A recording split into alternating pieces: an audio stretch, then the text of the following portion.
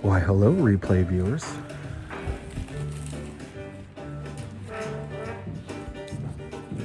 Let's see who tunes on in. No big countdown today.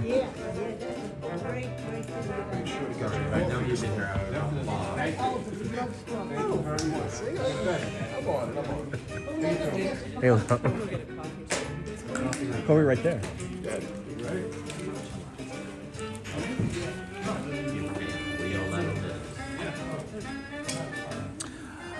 Hello, everyone. Do you guys want to?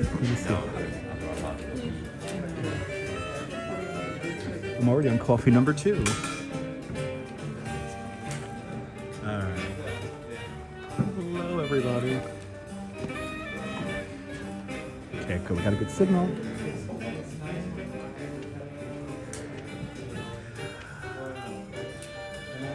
I know, Rose. Good to see you. Good to see you, Strawberry. Good to see you, Natasha. And everybody who's been chatting. Welcome. Yes, indeed, Robinson. Good to see you. Yes, indeed, Cindy.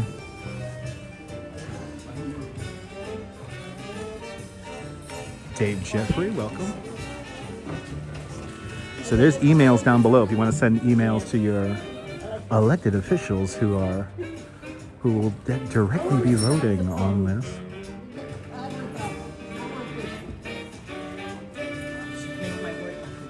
And hit that like button so this could be shared out.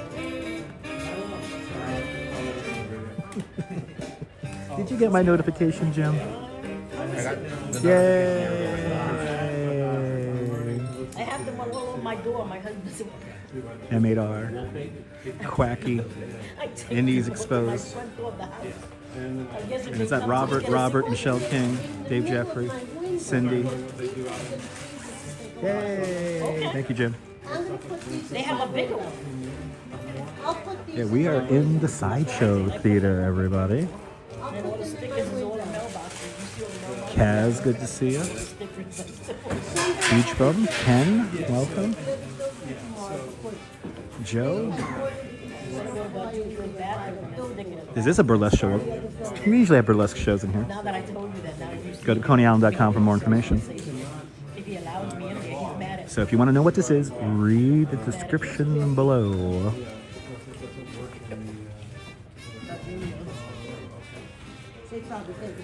I don't know if Sideshow. I should ask Patrick right now if Sideshow Cat's here. I think he is. He might be scared off by all the press that are here. Oh, I just got notified. Ed, you're recording? We're live. Okay, so I have to be watching. Yes, you gotta be quiet. Got We got Lucy in trouble last night. It was great. It kept it real. It kept it real. Don't get on her bad side, folks. All right, give me a favor. Yeah. I'm Lori Gold. I grew up here. I'm a friend of Orlando since childhood. Oh, awesome. Yeah. Good to see you, Cliff. Good to see you, Phyllis. Gabby. That's right, Holla. Good to see you. Sally, welcome. Obviously, once this gets going, I'm going to be quiet. You see cases up there? Cases 4 or 5 years. Not even Ambrose. Good to see you, Ambrose. Good to see you, Betty. And Betty, thank you so much for your donation earlier. I really do appreciate that. It was very kind of you for that nonsense we had this morning. I promise you snow later on this afternoon on our second broadcast of the day. Yeah. Tracy, good to see you, Tracy. It's all the same standards. No funding, no funding, no funding. Tom, good to see you, Tom. So we're gonna have a little break in the stream, and then we're gonna come back and we're gonna be out on the beach, and then we could talk, we could have laughs, we could yell into the sea, and yeah, yes indeed, Quacky Snack. Yeah, it should sound loud and clear because we are using the onboard microphones. So we have learned that it's a software issue and not a hardware issue. Oh, Orlando, when you a good thing I'm sitting down. It's Twice good in a thing month. I'm sitting down, Orlando. Did you have your whiskey yet? All the community is here. Yeah, you can say it in Spanish. How's it going? She just gave me that one on the friend. I said, okay, then you're my friend. Good to see you, Cynthia. High school. Wow, high school. No OBS. No OBS is for the home live streams. It's Prism Live. That's the issue. But I learned how to fix it and turn it off and turn it on, turn it off, turn it on. We attended, but we weren't friends at ISG. I actually saw you bring the pictures. I was going to look at them. Good God. That was another life Hit that ago. like, people. Hit that like button. And you know the pilot, the American Airlines pilot that died. Good to in see you, DC, Celtic he Moon. attended, Welcome. 303 also. So, and Dewey. Yeah, he attended. Retaliating. How's it going? How are you? How long are you in for? 1 more week, more or less. Oh, I think really? I'll be back. Oh, wow. Yeah, Friday or Saturday. Everyone's gathering. Are you take the Yeah, train, pretty. fly? I'm here with one of my animals. He's old. He's the They care. gotta watch. Big Ed. What's going on? That's not good. Oh my goodness. Got all the press behind us. There goes Jim. How are you, Jim? It's a come. Do we have? Not till 2 o'clock. Good. That means I could take a piss and maybe have another coffee. Maybe give him beer. Oh no beer, no beer. I'm losing a lot of weight in those.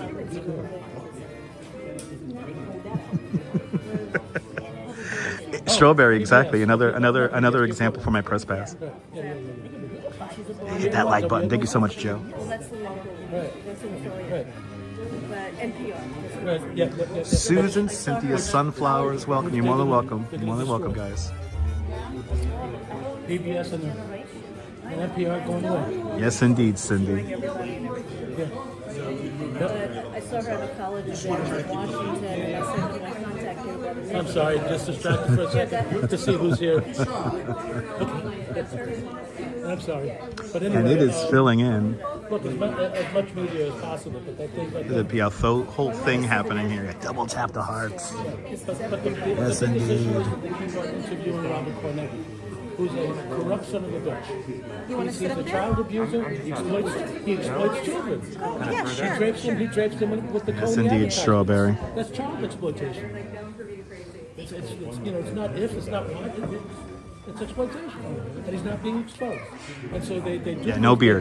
Serious meeting. No beer.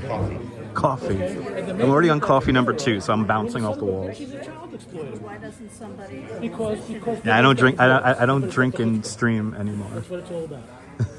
He should be confronted direct question about why he's abusing children, exploiting them for the purpose of a Got casino. some serious conversations already happening here. Completely clueless. And all they're glad about is that their kids are Steelheart, getting free basketball Ambrose. and attending free clinics. That's paid for by the Coney. So it is Yes, a lot indeed, more Ambrose. behind the scenes that's going on. Sue them for use of the name Coney Island. It's not trademarked. Well, how about trademarking it? Hello. You know? Anyone would like a sign, please? Yes. You hand one to me up here. Want the Spanish one? Yeah, with the Spanish. I'll go get one for you. You having Chinese? I'll take a Chinese one. So again, we are What's going on, folks? in the sideshow building, Okay, Your Honor, did you get one? Coney Island, USA, 1208 Anyone Surf else? Avenue. Anyone else? Coney Island Non-for-Profits Art You're on Organization. stage, so you can gotta work. which one you want. I'm sorry, I gotta set my camera. If you want more information about this place, go to coneyisland.com.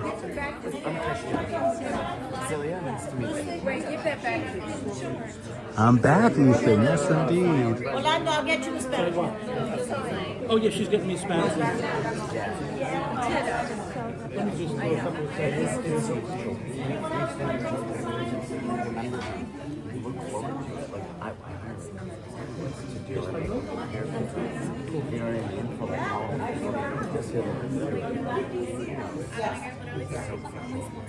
So again, Deborah, read the description below. Read the description below. And also follow no casino, no Coney Island Casino on Instagram. And And also go to coneyisland.com and all that other good stuff. I'll try this. That's read my Oh, flash. and also follow the Coney Island History Project as well. Good to see you, Sarah. Say it again? 33rd and so. It's a 15-minute walk around. Tell you. I will, Austin. When we do our second live stream later on today, we'll probably talk about what we're going to witness coming up right now. And again, we are going to stop the stream, so this could be its own thing, and then we'll start a new stream. Maybe a half hour after. Yeah, so sometimes the bus looks like it's further. And this is more of a press conference. I wouldn't consider this a community meeting because we have all the press here. We have people from News 12, Channel 5, Channel 4, Channel 2. They're all here. They're all here, people. Adam Reelman. Yeah, Talking Points Memos is here. That's Adam Reelman, the creative director of Coney Island, USA, taking the stage right now. Oh no! Just a moment. Thank you all for coming. Autumn sending you hugs back. Yeah, I don't have a car. I haven't had a car in 7 years. I gave up my car 7 years ago. Good afternoon, ski kayaker and everyone. Here's Miss Coney Island. The current reigning Miss Coney Island right there.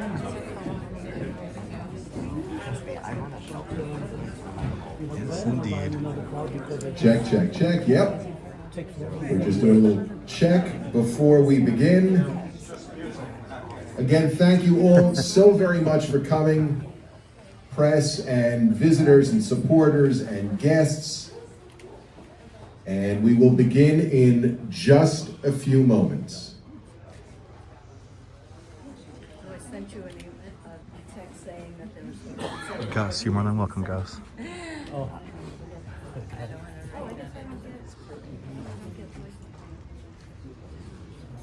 Dennis?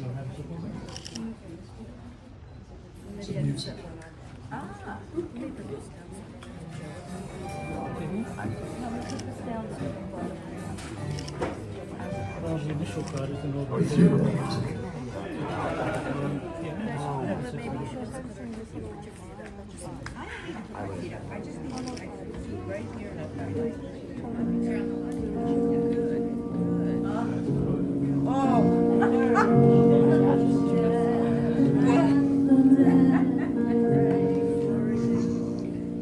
Lots of cameras around us. Lots of press all behind me.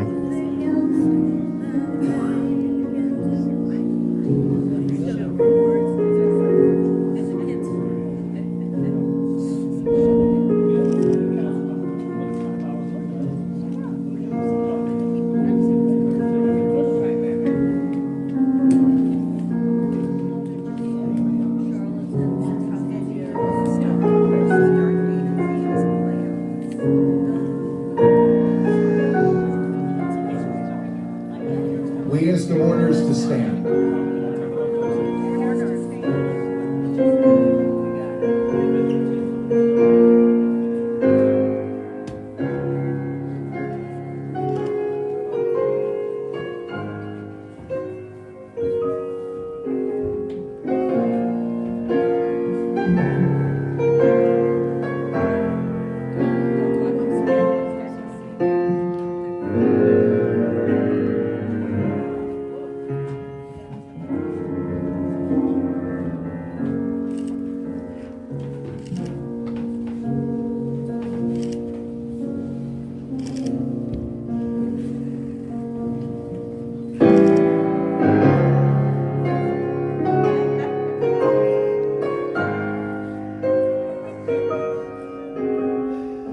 The ceremonial funeral of our beloved Mermaid Parade.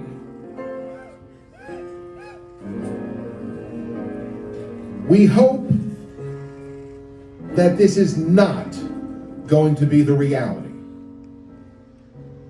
but a mere work of art in this, our arts organization. Mourners, please be seated.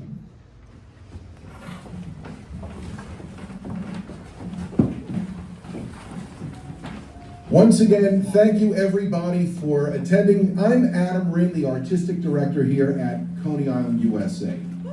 For over 40 years, Coney Island, USA has been the neighborhood's most unique and longest operating arts organization. Our mission is to preserve the history and the arts of Coney Island. And I'd say we've succeeded with the Coney Island Museum right upstairs, which houses the largest array of vintage and historical Coney Island signage, artifacts, and ephemera. We're home to the world-famous Coney Island Circus Sideshow, which performs on this very stage. It's the last remaining permanently housed sideshow in the entire world. And on June 21st, we will be producing for the 43rd time the nation's largest art parade, the iconic Mermaid Parade.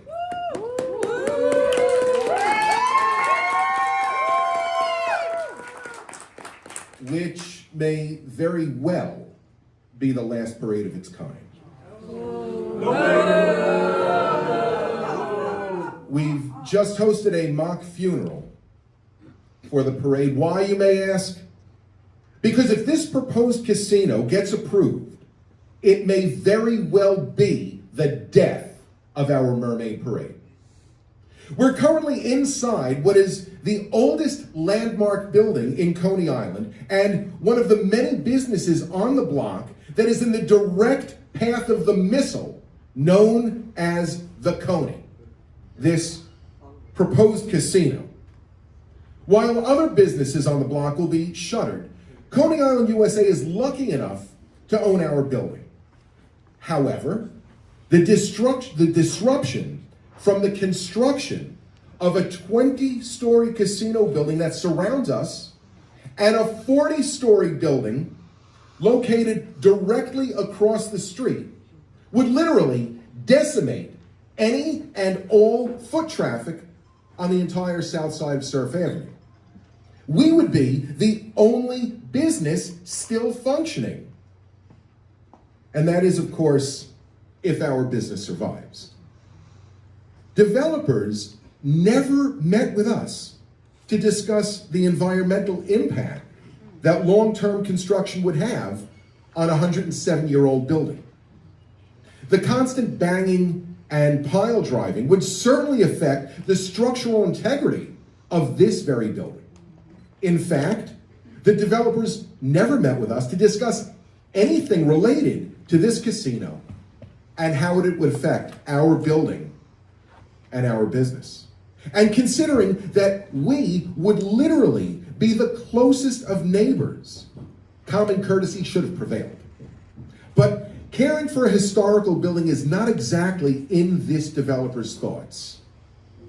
In the lot right across the street, not one, but 2 historical buildings were destroyed. And in their places now stand shipping containers housing questionable eateries, trash, and rats. Colonies upon colonies of rats. The developers never met with us, yet continue to display on their website a photograph of our Mermaid Parade, talking about the culture of Coney Island, claiming we will work with the community members to help them thrive and are committed to furthering the diversity and inclusion that make this a rich neighborhood. How? By shuttering shops? By blocking the rides? By threatening our business? They've not worked with this community member. And I'm not exactly holding my breath, waiting for them. Sounds fishy to me. Now, should this organization cease to exist due to the proposed casino, it would most certainly be the death of the Mermaid Parade. A Coney Island tradition that for the past 42 years, now we would be lucky if we survived the 4 years of construction, being surrounded by machinery, chain link fences, cinder blocks, and porta potties. Should we actually be able to produce this parade, there is no doubt that the casino would put up a fight when we're looking to apply for street closures. I mean, they're not going to want to lose even a day's worth of revenue to our parade. After all, how are the buses and cars going to enter?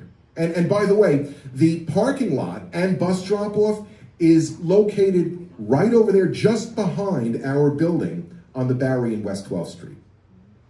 Our parade is a one-day boost to the entire amusement district's businesses. Now, as a kid growing up in the neighborhood, one of the biggest highlights and thrills for me was attending the Mermaid Parade, as I'm sure it is still for thousands of folks who attend each year. But watching and walking the parade from a canyon surrounded by 16, 20, and 40-story tall cement buildings, rather than seeing the sky and the rides, most notably the Wonder Wheel, would be a huge disappointment. We ask the people of Brooklyn and beyond to stand with us in this David and Goliath story as we attempt to stop this casino from swallowing up our building, killing our Mermaid Parade, and bringing crime to our beloved Coney Island. It's time for the Warriors to come out and play.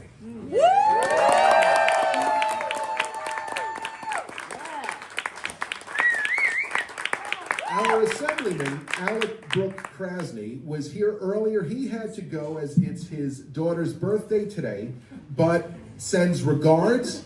He was the only elected to currently reject this plan, and he rejects it based on transportation.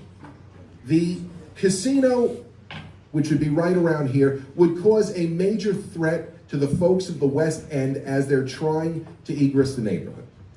We're going to call on our first speaker of the afternoon. From the Friends of Asser Levy Park, the environmental group, a community activist, Angela Kravchenko.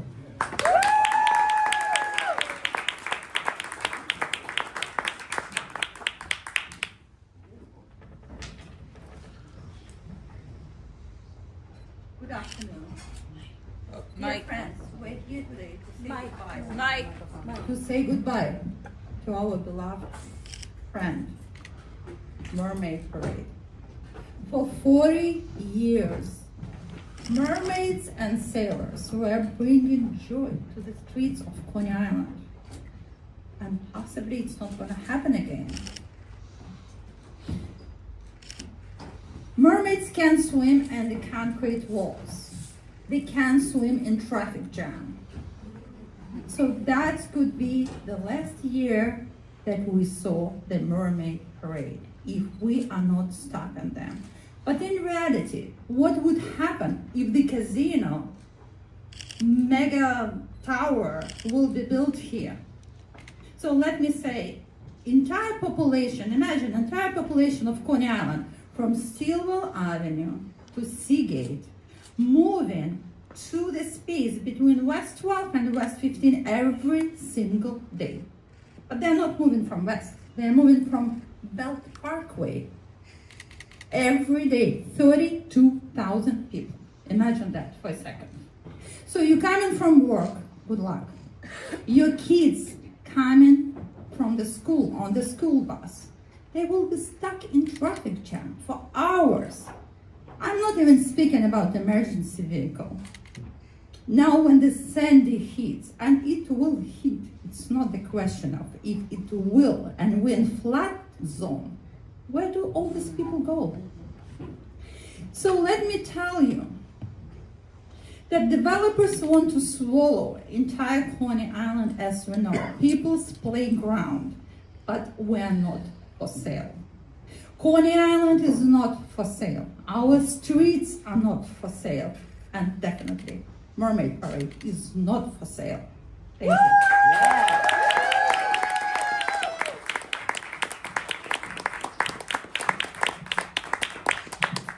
Speaking next, longtime resident of Coney Island and community activist, our good friend, Brother Ronald Stewart. Good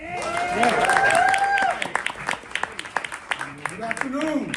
Good afternoon. I can't hear you. Good afternoon. Okay. As Adam said, my name is Ronald Stewart. I'm affectionately known in the community as Brother Ron.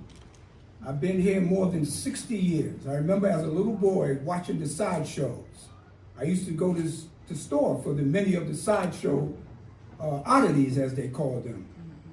They would give me $5 and $10 because they couldn't come out in the daytime. I used to go to the store for Milo the Mute-Faced Boy, Lola the Turtle Lady, the Sword Swallower, Nina the Tiny Lady. Yes, all of them. But I am here because I'm against the casino. I'm in support of everything that that Coney is trying to remove. I'm against it. My mother was here. My family came here in the 1950s. We lived on Ocean Parkway in a rooming house, in bungalows. Charlie Denson knows about that. My children are here. My grandchildren are here. My great-grandchildren are here. I still live on 31st Street. I have a home there. I am not going anywhere. Okay? Listen, I told my family, because I will remain here, that if I die, is take my ashes and spread them in the Atlantic Ocean. And I may want to have me buried in the sand on Coney Island Beach. Is that legal? But that is my love and compassion for Coney Island. Now, I'm going to tell you why I'm against this casino, along with many of us from the West End. Many of us have been here many, many years. In fact, they've been trying to get me to move for a long time. I've been offered for my home on 31st Street thousands and thousands of dollars. I'm staying here, okay? Because I believe and I love Coney Island. Now, whenever someone comes into your home, this is the principle, and they want to make changes, they want to put something in your home, you check them out. You make sure that any change that they're about to make in your home is in compliance with what you want. You never let anyone come into your home. As Adam said, they never sat down with any reputable, any intelligent persons of the West End and asked us, what do we want? This is what Coney did. So we want to let them know, you don't come into our house and you make all these changes and we don't have a say-so in that. Number one, you never let anyone do that. And they're not going to do that with this casino in Coney Island, and we're going to sit down and let them do it.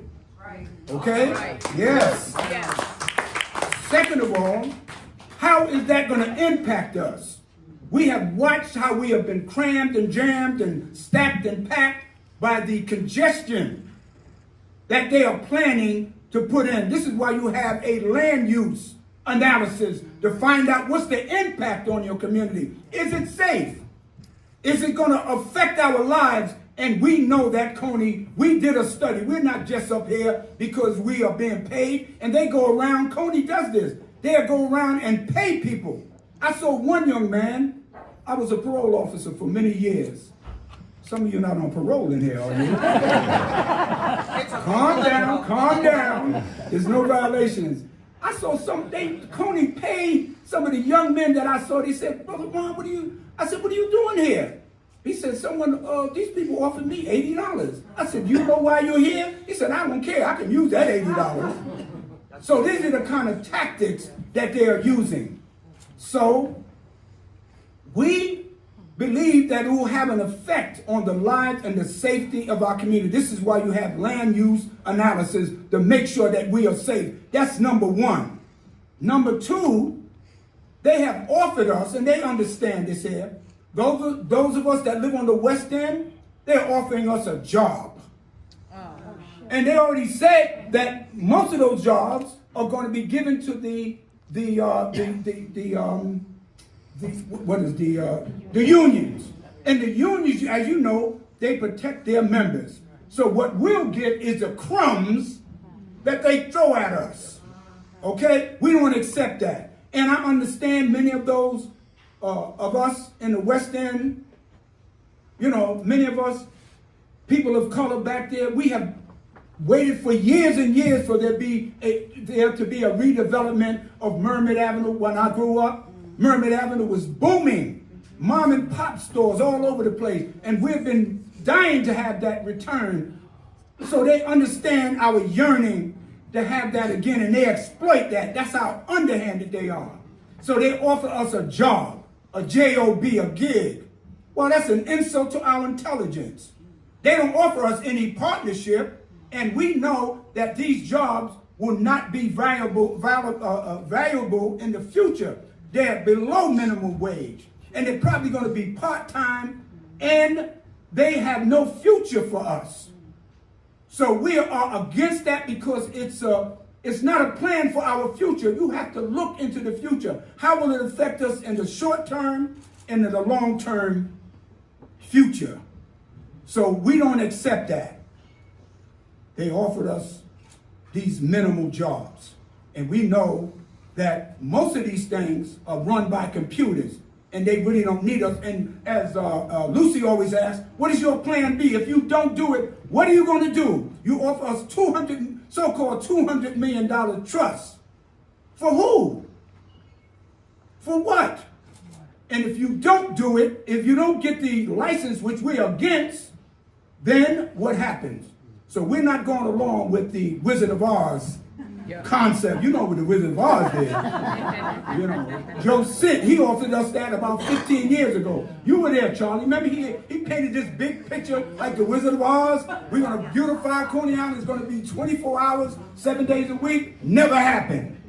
So we don't trust Coney.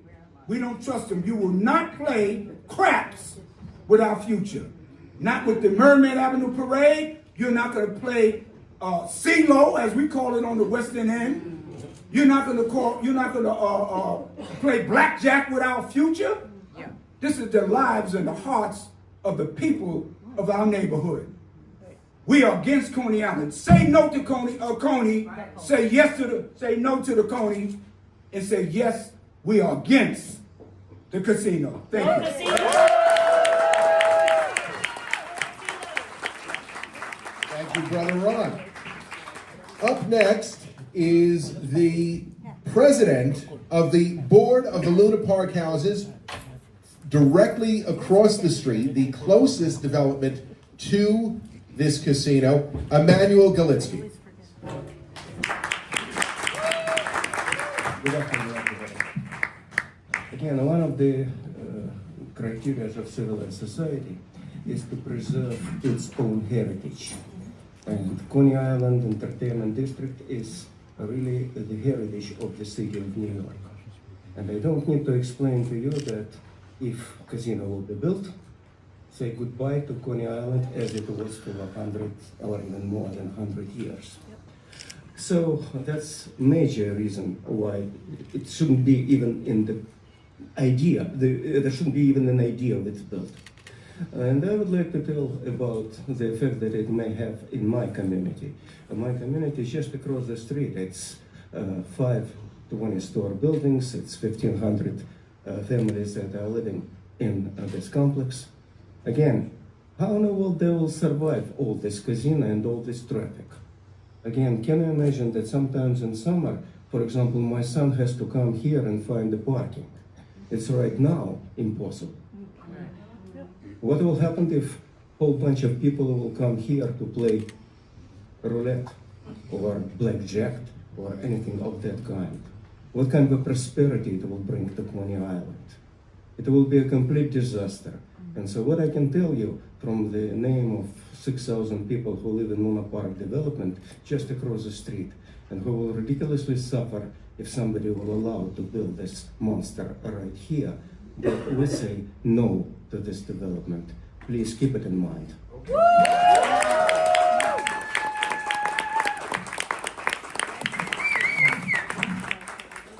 Up next, Ida Sanoff, resident and community activist.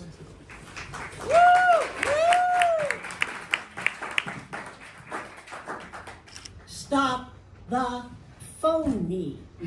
Now, this is supposed to be a funeral, but I'm not here to talk about the poor nearly and dearly departed. I'm here to talk about the living. Now, if you are not familiar with this area, you might say, oh my goodness, this place is dead. Dead? Why don't we bring in something like a casino and a hotel and a convention center to liven things up? You come here, in a few weeks, this place will be a hopping. Those of us who are from the area, and by the way, I'm a newly arrived person. I've only been here over half a century, unlike Brother Ron. And I'm a foreigner. I don't live in Coney Island. I live in Brighton Beach to the east. But we are still impacted. This is a peninsula with limited access. And all of us are impacted by what happens here every summer. So picture this, you the living. Right now, outside here on this street, West 12th Street, Dino's Wonder Wheel Park is in full swing and the mothers with the children are going down. But it's a 4-lane highway. It is literally a 4-lane highway going into a 1,500-car garage, 24 hours a day. And now to make it a 4-lane highway, the street is narrow. So here's all the parents with the little toddlers anxious to go to the ride, and the parents have to keep them away from this 4-lane highway. They're going to have a 1,500-car garage. In addition to their 1,500-car garage, they estimate that 1,000 cars will not be able to find parking. And it's not just 1,500 cars and a 1,000-car garage. They also estimated that their patrons will fill every other parking lot within a mile. And those of us who live here know that some of those parking lots are closed at 5 p.m. Some of those lots are no longer available because there's apartment houses being built there. So now we've got the people from Luna Park who live up the block. They've got a school across the street from them. They've got a senior center. I do believe there are over a dozen schools between the end of the peninsula and slightly east of here. And all those kids are going to be walking home from school with over more than 1,000 cars looking for parking. Not only that, you the living, picture here right now, a city of 30,000 people. It's a lot of people. How many people added does this room hold? This room, well, 1 1/4. 1 1/4. We got 125 people here. This is a pretty crowded room. Picture 30,000 people coming every day to this corner. Over 30,000 people are going to come every day to this corner. The living, the dead. Let's talk about the living and the dead. What happens when you bring over 30,000 people a day and who knows how many thousands of cars into a choke point and there's no access down there? The police can't get through. The fire department can't get through.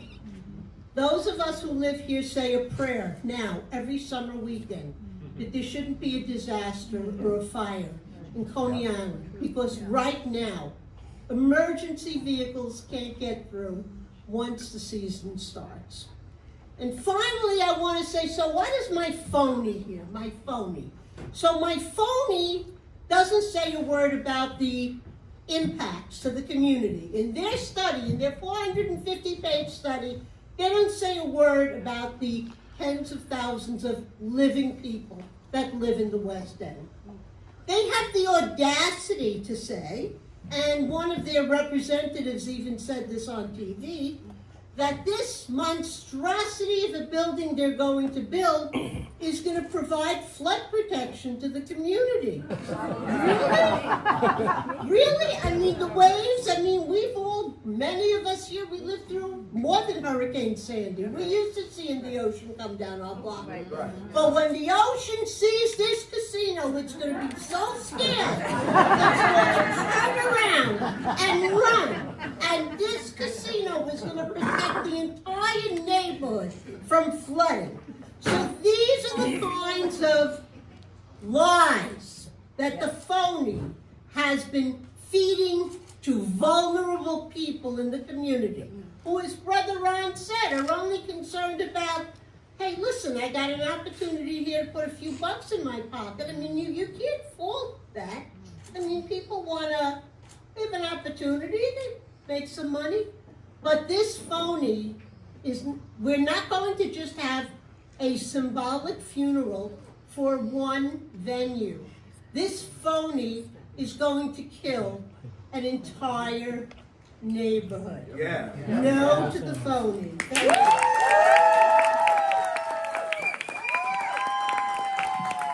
Thank you all. Up next is the reigning Miss Coney Island 2025 and our very own dangerous dancing mermaid, Obsidian Absurd.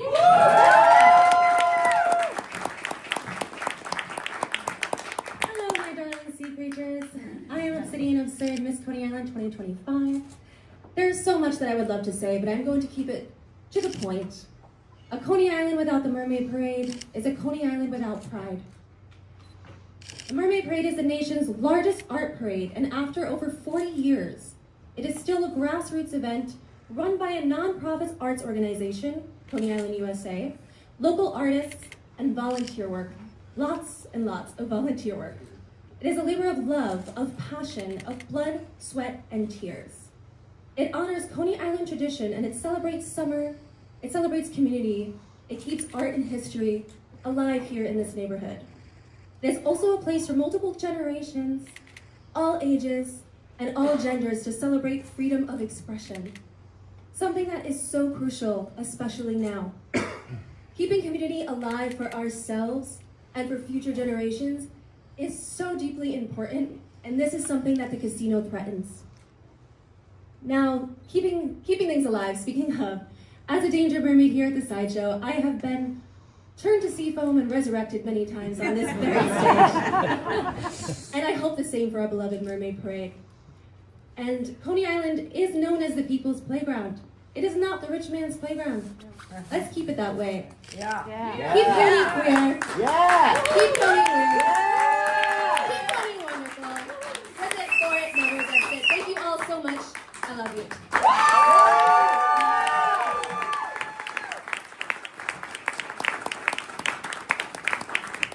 Thank you, Obsidian. Up next to show support from the Haber Houses Tenant Association, Linda Harrison.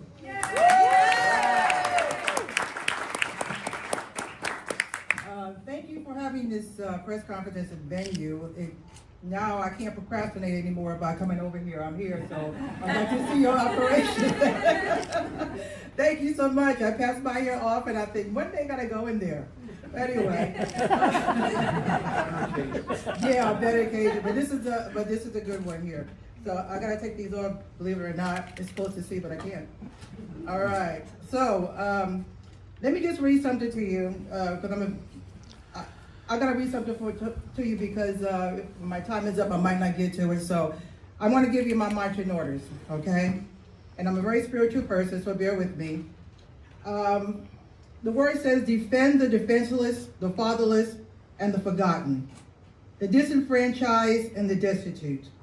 Your duty is to deliver the poor and the powerless, liberate them from the grasp of the wicked. Casinos is a wicked thing. Yes. It's a politically polite word for extortion, as you said, Brother Ron. All right, it's a nice word to say exploitation.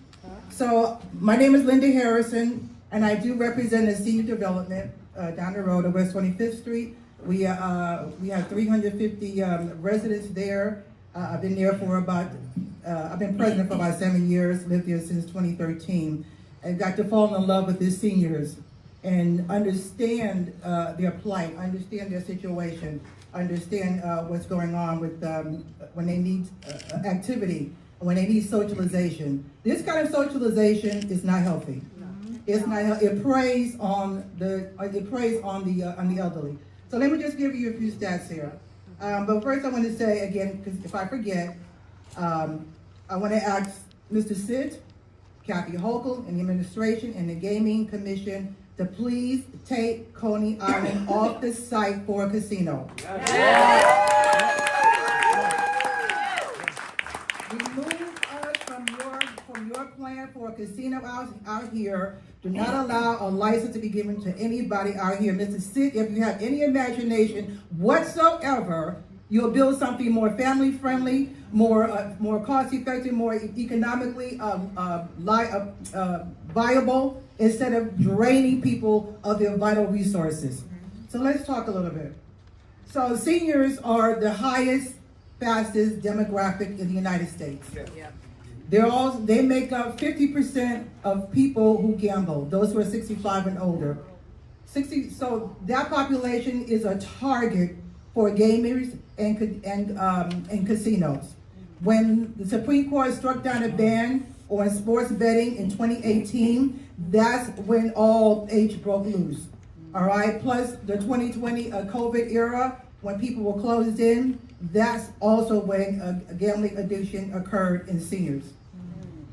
So they prey on the vulnerable because they're retired, they're at home, they're lonely, there's not much excitement, and the number one thing to me that's sad is grief. People use the casino to hide their grief or to manage their grief. The family doesn't come around, I know. I got 380 seniors, I see all the time. Family members don't come, don't show up. Or maybe they lose a spouse. They're lonely, they're lonesome. They don't have an outlet to relieve the grief, or someone to come to help with the grief. So they go to these senior centers where the gamers, they know the senior directors, and they'll have busloads of people that they'll bring to a casino or casino venue. And once they're there, they're targeted. Okay, you get free passes, you get VIP membership, you get free hotel, free alcohol in some places, free room, free transportation. Who wouldn't want to go? Okay, so it's better than keeping the seniors at home, but that's deadly because once a senior is there, there's no telling who's gonna be locked in to a gambling addiction. 10% of those seniors who go to go gambling become addicted. They're prone to gambling addiction. So what do they have? They have pensions, Social Security, some retirement, and in this community where the poverty level is 23% here, you got people living on Medicaid, Medicare, and the other one, food stamps, and the other. So what are they gonna do? Take a little bit of money and try to make a wager in the hopes of hitting it big. All right, and it doesn't work. So you might get a little bit, the house may give you a little bit of money just to entice you, but after that, and then you keep coming, you get a win. And all of a sudden there's their thrill, but the thrill is gone, so now you gotta keep it up again. And some of those end up selling their property, not eating they eat their food money, their rent money, their necessities that they need to live off of. It's sad. It's a sad situation. And once you lose your retirement and your pension, you're too old to make that up again.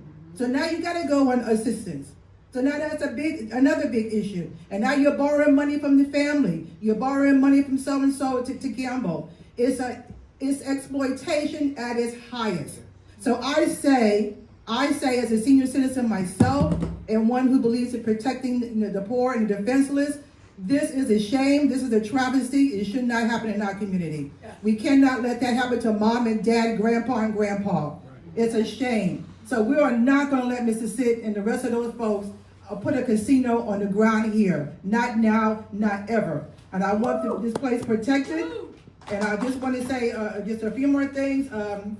Again, we got to take care of our seniors. If you have a loved one, make sure you're taking care of them. Make sure you see how they're doing. Don't let them sit alone. Don't let them go near a casino. Don't let them do anything with the gaming situation. Take care of them because that's the biggest exploitation that casino developers use on our elderly. So I love them. I hope you do too. And let's stop this casino.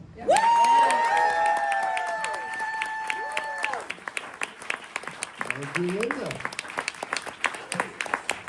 Our next speaker is our neighbor to the southeast over there, the author of the author of the greatest book on the history of Coney Island Lost and Found, the director of the Coney Island History Project, Charlie Denson.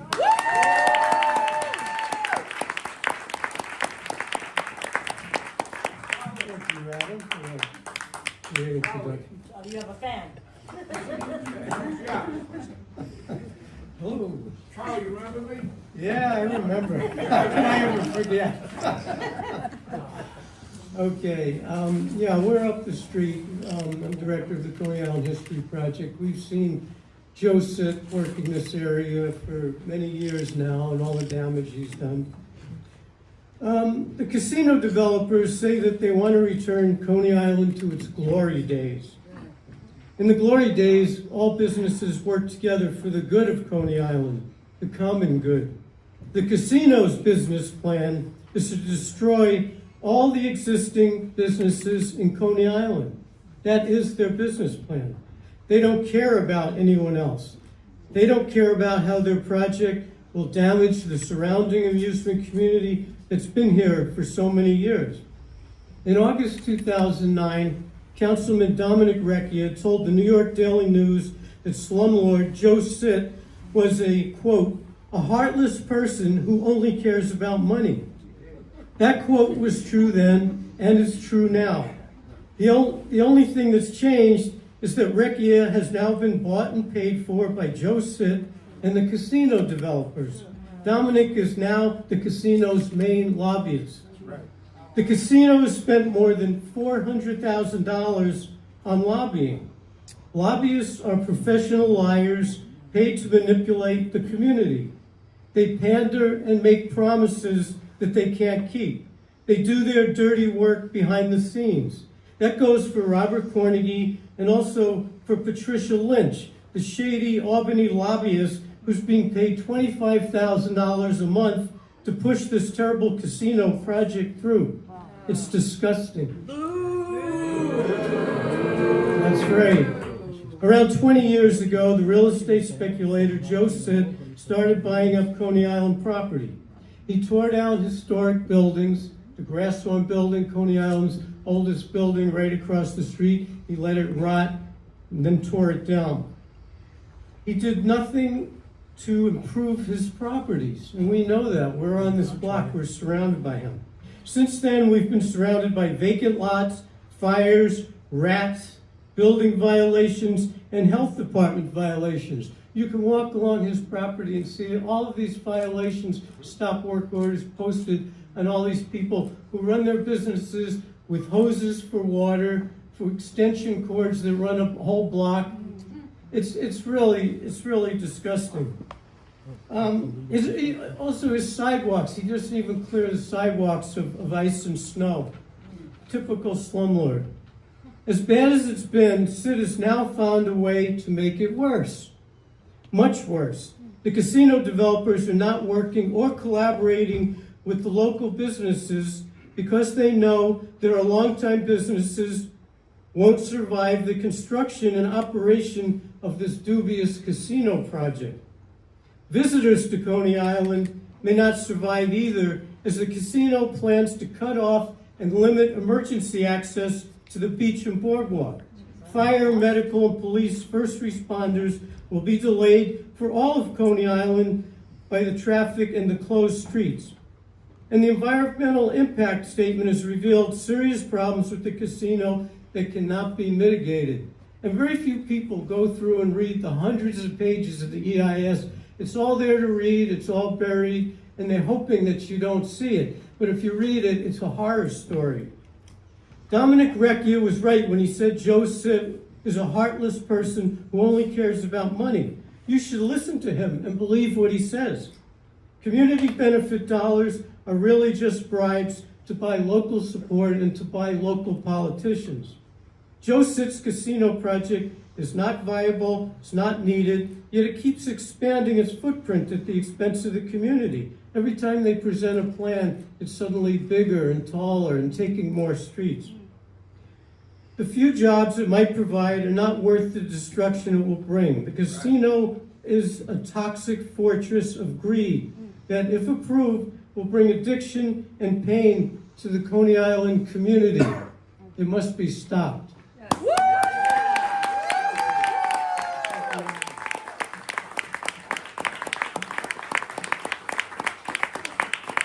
Charlie Denson. Up next, Koichi Shiriyangi, community advocate and activist. My name is Koichi Shiriyanagi. I live on West 15th and Mermaid Avenue, a block and a half from where the proposed casino would be built. And if this casino gets built, my apartment, almost for sure, would be exposed to lights at night from the casino. I am that close. And as of now, my noisiest neighbor is Joe Sitt. Joe Sitt has concerts all the time at the art walls. His property makes horrible, horrible noise that disrupts the neighborhood. And we know from the way he behaves now what kind of neighborhood what kind of neighbor he will be if he's allowed to build this big monstrous project.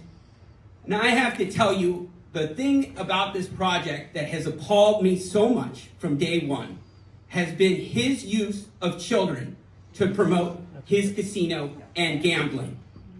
That is, to me, it is a clear red flag and a sign that he is not serious about being a responsible casino operator from day one. And I will tell you, about a little more than a year ago, I felt all alone. And I felt, I helped organize and create, I'm a co-founder with Erica Turner, another neighbor, Coney Islanders against the casino. And, we started, I had a conversation with my assemblywoman and I said, we gotta do, it was more than a year ago. I said, we gotta organize the community. We gotta get together. We gotta put on a public forum at an elementary school. And I didn't know how many people would come. I felt like, are we alone? Is this casino developer gonna make any inroads in the neighborhood and convince anybody? And I was really worried a year ago that this that people would buy the nonsense that the casino developer was saying about how a casino could be used to revitalize Coney Island. But when I look out here at this press conference, when I look at the people behind me, when I look at the people in front of me, I am so proud of this community. Coney Island, the people here in this community, you are fantastic. Thank you, every single one of you, for coming out today. Thank you, every single one of you. We now have 8,000 signatures on a petition against this casino. That is so incredible. We have had, from the day of the polar bear plunge, we have been getting, hundreds of signatures on our petition, every day. And I want to say thank you to everybody who has signed our petition. Your voice matters. We will make sure that your voice matters. Every elected official who has an impact on this casino decision gets an email every single time a signature is put on our petition. So please, if you have not signed the petition, if you have not told your friends to sign the petition, please go on coneyisland.com/no-casino and sign our petition because we are going to make your voice matter. I want to say that this proposed casino is like, Joe Camel moving in as a neighbor. The way that the architect has designed this casino, they want to build a gateway to the beach and the children's amusement, and they want it to be a casino. And just think about that. Why every person who comes from all over New York City and all over the world and comes through the Stillwell Avenue train station with, no matter how old they are, with their families, with whoever comes, they want to come to the beach and the children's amusements from the Stillwell Avenue station. They will have to walk through a casino the way it's designed. Especially if this Euler passes. How can we possibly allow that to happen? We as a community right now, we are not bombarded with casino advertising. But is that what we want our children to grow up with in this neighborhood? No. we want to create a generation of savers. We want to create people who have financial literacy. We want to be a healthy, economically vital neighborhood in New York City. And a casino would drain capital, drain savings, drain wealth from this community and all the communities around it. And it's particularly insulting that they picked this community because we all know that the two racial groups that are most susceptible to gambling addiction are Black people and Asians. And look around at this community and see that see who the demographics are. There are a whole lot of people who match that demographic of being the most susceptible to gambling addiction. And the other thing that makes me so upset is that this casino developer throws around large numbers like they're interested in helping the community. So they threw around this $200 million figure as though it's a lot of money. Now, if you think $200 million is a lot of money, you are correct. $200 million sounds like a lot of money. But this is a $3 billion casino development, and it is a business. And a $3 billion investment in a casino developer is going to, of course, be trying to get many times that $3 billion back. So when you talk about $200 million for the community, that is nothing. And this rhetoric about how we should be negotiating with the casino developer while a casino is on the table. A casino will be a rape of our neighborhood. It will be an economic rape of our neighborhood. So what I think negotiating with the developer while a casino is still on the table, and there are people in this community who think they did a great thing by sitting down with the developer and negotiating this $200 million. But what this $200 million is like if someone came in and wanted to rape your relative and they came with a rope and you said, no, don't rape my relative with a rope, and you negotiated with the rapist to not rape with the rope, but still raped your relative. That's what this $200 million offer is. It is still a rape of our neighborhood, and we need to make that very clear. Thank you very much. Thank you, Koichi. Up next, community advocate and activist Ann Valdez. Good afternoon, everyone. I didn't prepare anything because I don't need to. Everything I say comes from my heart. I am a third generation in this community. My family came here when they built the first public development in Coney Island in 1954. My family came from Williamsburg, and my grandparents were very nice people, not making very much money, with a family to take care of, and they always concentrated on making the most for each generation, more and more, putting into our ideas of education, moving forward, doing better, but always loving your community. As I said, I'm a third generation here, so I've seen the ups and downs in Coney Island. I remember some of the things in Coney Island that a lot of people who moved here, who came here, never seen. This idea of the city handing over our streets for nothing to a developer to build something as horrible as this that would destroy our community is a shame. It is a real shame. You've heard from everyone else, all the people involved, and let me tell you something, a little more with Joseph. This is not the only property Joseph has his fangs into. He destroyed Albee Square Mall. He turned the neighborhood upside down over there.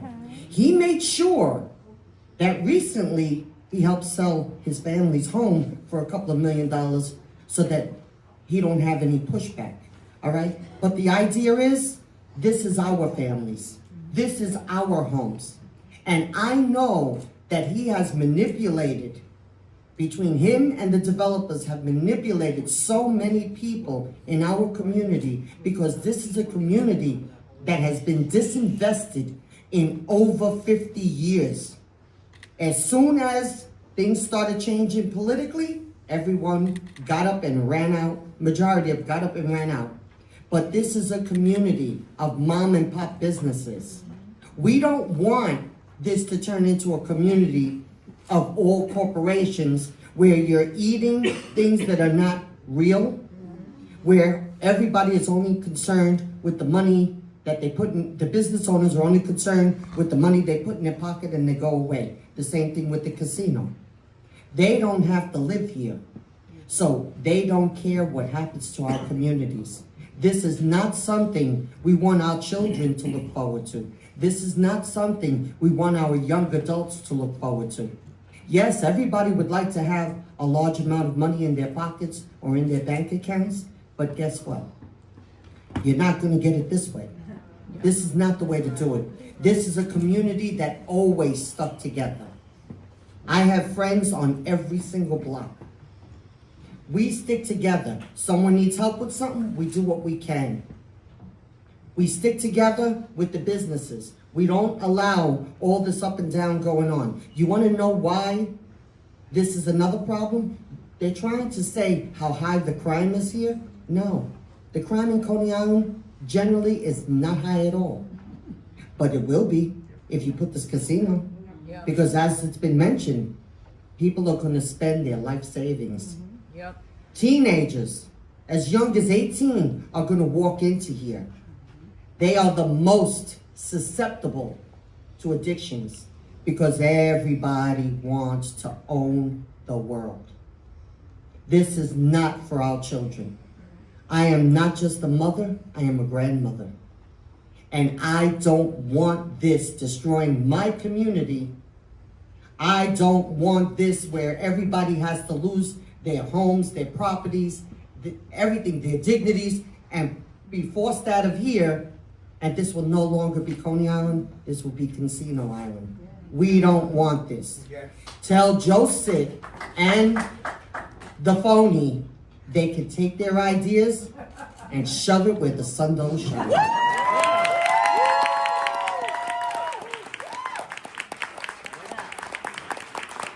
Well said. Thank you, Ann. Up next, Lucy Mujica Diaz, community advocate and activist. Some people know me, so thank you. I think I gotta turn this over because I'm so tall. Oh, thank you, Adam. I wasn't planning to speak, but I want to just mention some things that have not been mentioned. We are one of the highest communities that have high school dropouts. And people mention to me, hey, you know, what's the big deal? You go to a casino, you're 21. No, sweetheart. New York State is 18 and older. So people, you know, if you don't go to a casino, you don't realize these things, or if you don't know these things, it's a certain thing, you know, that you should be aware of. Homeowners. I think it was Robert Corney, is that how you pronounce his name? Carnegie, apologies. He said, Lucy, you home, excuse me. Your property value is gonna go up. I said, sweetheart, so is my taxes. Because I've never, ever seen the Department of Finance reduce your taxes. Not even through Sandy. Then I thought about it the other day and I said, well, you know what? Even if that goes and my property value goes up, who's gonna wanna buy my home because you have a casino next to you? No one. So we're screwed either way. Plan B. I asked him several times, what is your plan B? There has not been one response as to where is their plan B if they don't receive a casino. Remarkably, a day after they came out in the news saying, we're gonna give you $200 million. But let me tell you what the $200 million came with. If, and that's a big word, if we get a casino. Okay, so if you don't get a casino, I'm going back to my initial question. What is your plan B? Still no response, I'm still waiting. Quick dollars for the children. You know, as I said, 18 and older, you want to make a quick dollar. This can happen anywhere. Okay, anywhere it could happen, the kids can go to a casino here, they can go to a casino there. But why bring it to your neighborhood? Why bring more additional crime? Why bring more problems to your neighborhood? I ask you, Joe said, you own property across, and I've said this in several meetings and people have heard me over and over again. Build something for the community people here to be able to own their own business. Why you won't do that is because it will not give you billions of dollars. It would only give you millions of dollars, possibly not even that much, but you're not here for the community, you're here for yourself. So stop playing this phony coney with us. Okay, I think I touched base on the 200 million, but I just want to touch base and say one more thing. 200 million is going into a trust fund. But part of their initial announcement was we're going to fix the boardwalk. Well, sweetheart, as far as I know, it costs $700 million from tip to tip. So what are you fixing? You're putting a Band-Aid in front of the casino. You're fixing what is going to benefit you. You're not benefiting us. That other trust, the trust fund that you're placing, who are you going to give that money to? And I mentioned that. I said, will you give me a grant when my taxes go up? Can I go in there and apply? No, you know why? Because there's always going to be something that's going to hold back. You make too much money, you make too little money, you don't have enough kids, you don't have this, you're not eligible for it. Seniors here cannot move away. I moved to Coney Island 30-something years ago, low-income house. Okay, I was able to build that. I've been here for 33 years. Okay, there's been seniors there living longer than I. At this point, they probably paid their homes, thank God for that. But if you raise their taxes, they're not going to be able to remain there. Especially, I can't remember who mentioned it. One of the seniors will go to the casino trying to make a couple of dollars to bring those that income up. It's not going to happen. As my good friend always says, and I won't mention his name so he doesn't get embarrassed, the house always wins. The house always wins. Trust me. People need to understand that. Now, I'm going to end it with, I live on the block of Mark Twain. God knows my husband hates it when I'm home. Every freaking day, excuse if I said something wrong, I have to argue with a parent parking on my driveway. I thank goodness don't have an elderly person at home. I don't have that situation right now, or a disabled person. But imagine someone on that block that needed to get out as an emergency. Right. You can't. These parents leave their cars parked there. So, and when I do leave, it takes me literally 25 minutes to go down Neptune Avenue. And that's one school. Imagine the rest of the traffic in this community. I ended with telling our elected officials, first, let me go backtracking, Alec Procrasti, Assemblyman, thank you for standing with us. Thank you. I need the rest of our elected officials to stand with us and listen to the community. No casino.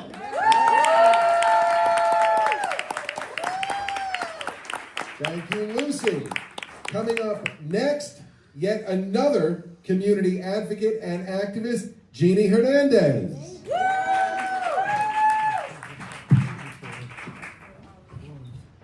Increased risk of gambling addiction, unsafe and congested streets, and increased rates of crime. Is this the future that we want for our children and families? Coney Island is not only an amusement district, but a district for families who have lived here for generations. There should be no gambling with our quality of life. The quality of life for ourselves, our children, and our families. Quality of life over $1 anytime. Today, tomorrow, and for generations to come. And I'm gonna need some help with the from the crowd with this. So when I say no, you say casino. No! Casino! No! Casino! No! Casino! Thank you so much. And thank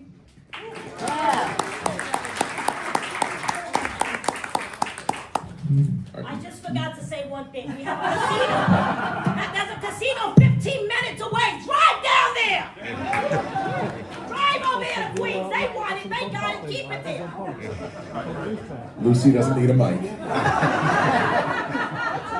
Our final speaker for this event is quite possibly our youngest speaker, community advocate, community activist, Roman Giddis.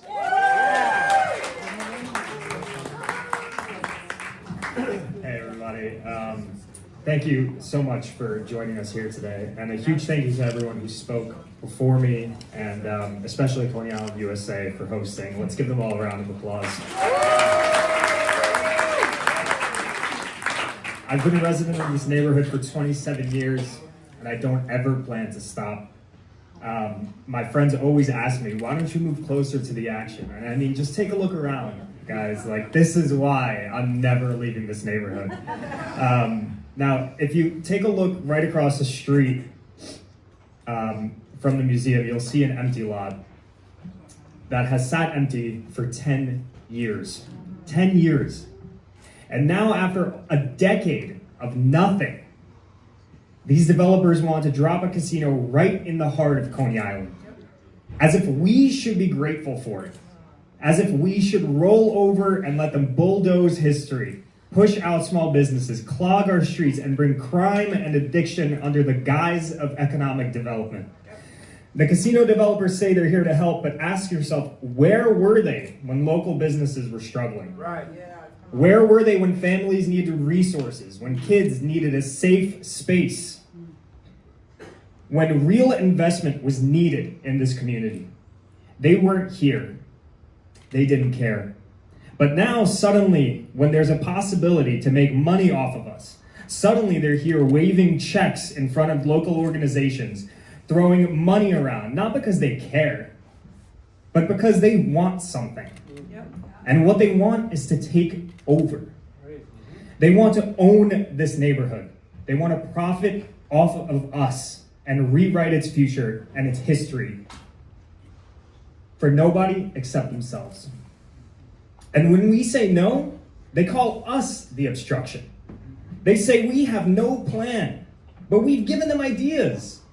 An indoor recreation center, indoor amusement park, indoor water park, a museum.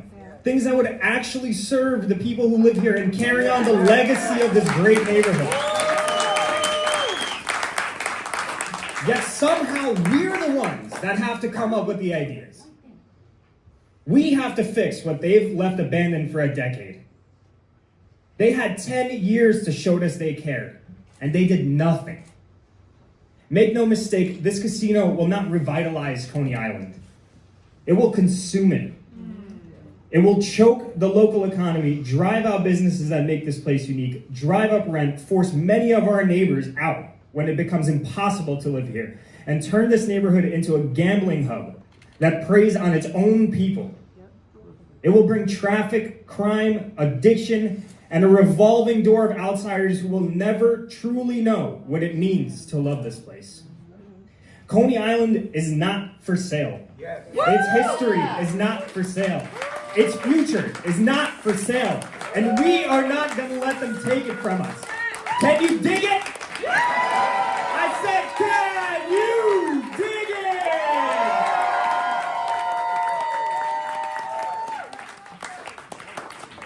Thank you, Roman. This concludes our press conference. The speakers will be here for a period of time if any of the press wants to speak with us.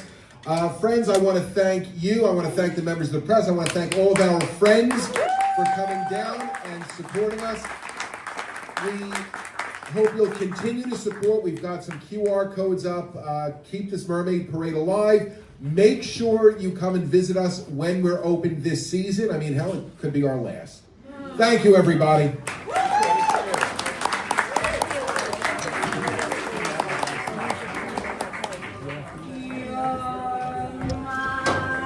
Well, there we go. Only hearing this song for the 1000th time. Hope you guys enjoyed that. People shutting off, people closing tripods. It's not even ending. Look how many are left, guys. Look, what happened to everybody? They all left. Who left? Oh, I don't know what channel. I don't know what channels left. But they all left. Oh no, there's still one right behind me. I know this one. There's one.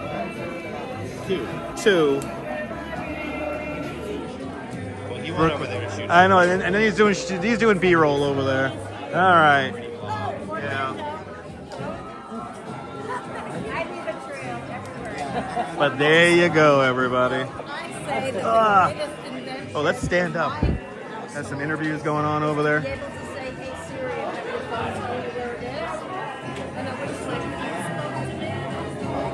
But if you guys haven't signed the petition, sign the petition. Also, we have emails below in the description for Borough President Antonio Reynoso and Justin Brannan. Those are the two people who hold the demapping of the Bowery in their hands. So please send them an email no matter where you guys live, no matter where you're from. Let them know. But you're more than welcome, Brian. I'm going to take a little break. And we're going to go out in the snow. These are my kind of people, too.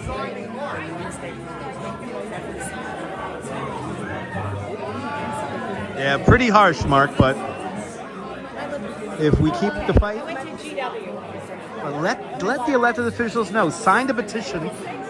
Go to coneyisland.com/no-casino.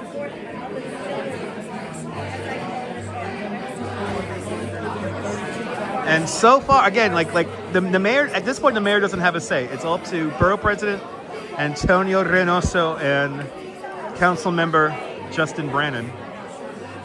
Their emails are in the description below. And I will, Karen. I will. All right, kids. I'm going to get ready. We're going to go outside in the snow. I'm going to use the bathroom. Don't get on Lucy's bad side. All right, guys. Have a fabulous Coney Island day. Whether you can afford to live here or not. Hug your loved ones, cherish those moments. And I will see you in a little bit, Mrs. Calabash. Wherever you are. Join me in about 20 minutes, guys. I'll be back on.